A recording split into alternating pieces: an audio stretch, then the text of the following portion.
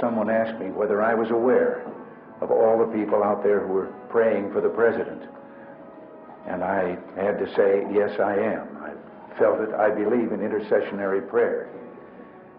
But I couldn't help but say to that questioner after, that sometimes when he was praying, he got a busy signal. It was just me in there ahead of him. I think I understand how Abraham Lincoln felt when he said, I have been driven many times to my knees by the overwhelming conviction that I had nowhere else to go. Now, I realize it's fashionable in some circles to believe that no one in government should encourage others to read the Bible. That we're told that we'll violate the constitutional separation of church and state established by the Founding Fathers in the First Amendment. The First Amendment was not written to protect people and their laws from religious values. It was written to protect those values from government tyranny. We must be cautious in claiming God is on our side. I think the real question we must answer is, are we on His side?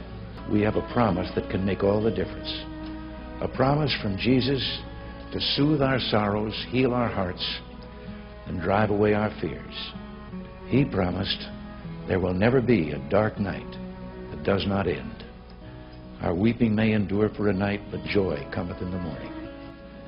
He promised if our hearts are true, His love will be as sure as sunlight.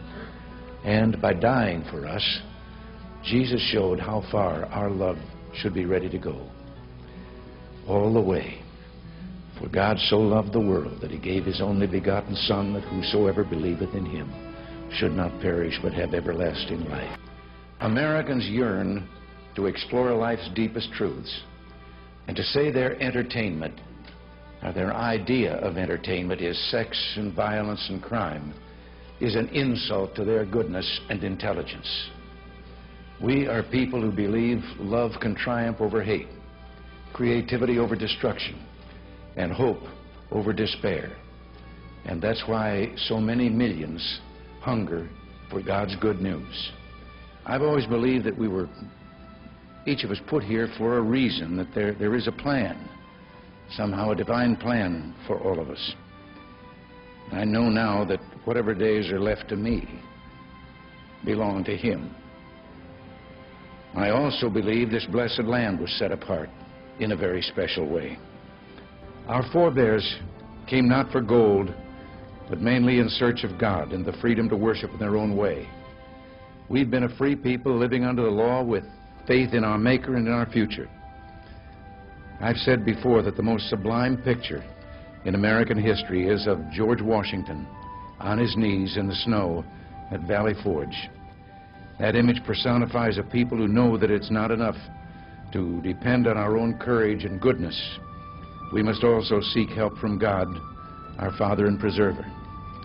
We'll never find every answer, solve every problem, or heal every wound, but we can do a lot if we walk together down that one path that we know provides real hope.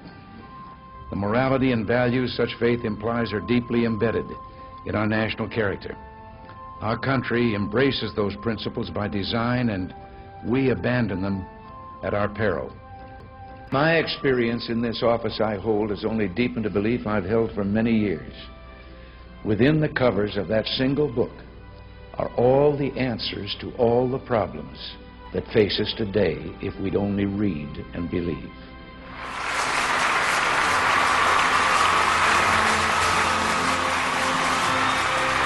May Almighty God bless us with another Ronald Reagan in 2016. God bless America. This message was brought to you by Freedom in America Radio Network at freedominamericaradio.com. Freedom in America. Freedom in America Radio Network, presenting the traditional view of the good old American dream that you won't hear about on the liberal media. Freedom in America. Yeah. Freedom in America Radio, fighting for our freedoms around the globe, broadcasting the truth regardless of the consequences. Freedom in America Radio. Freedom in America Radio.